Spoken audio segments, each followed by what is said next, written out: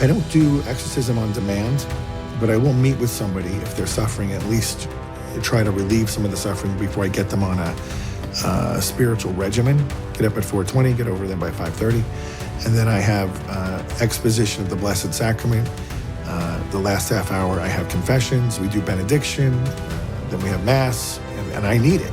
I need it because it's not me that goes out into the day to help these people.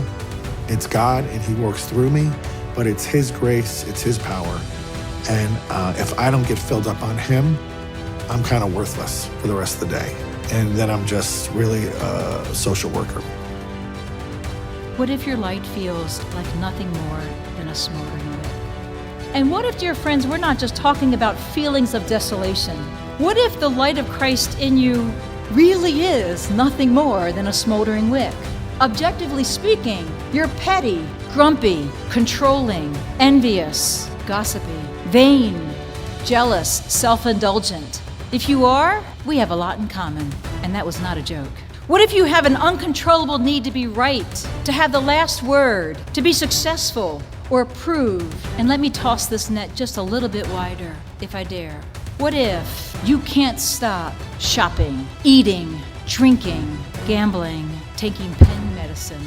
The fact of the matter is, most of us are all broken, bruised reeds, smoking, smoldering wicks. And those who aren't now used to be. I've been asked to speak a word of hope to you all, a word of comfort and peace in a rather messy world, a messy apostolate. I'm going to speak to you about that in the context of a messy self. There was really no faith to speak of in my home. Age 8 to 11 or 12, there were a lot of trouble.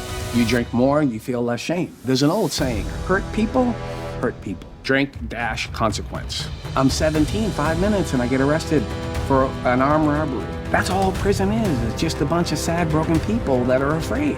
I turned 2 years into 5 years. I do the whole 5 years. I do 4 of it in the whole, which is prison within prison. And they brought me into this little visiting room, and there's my mother, and I'm an animal now.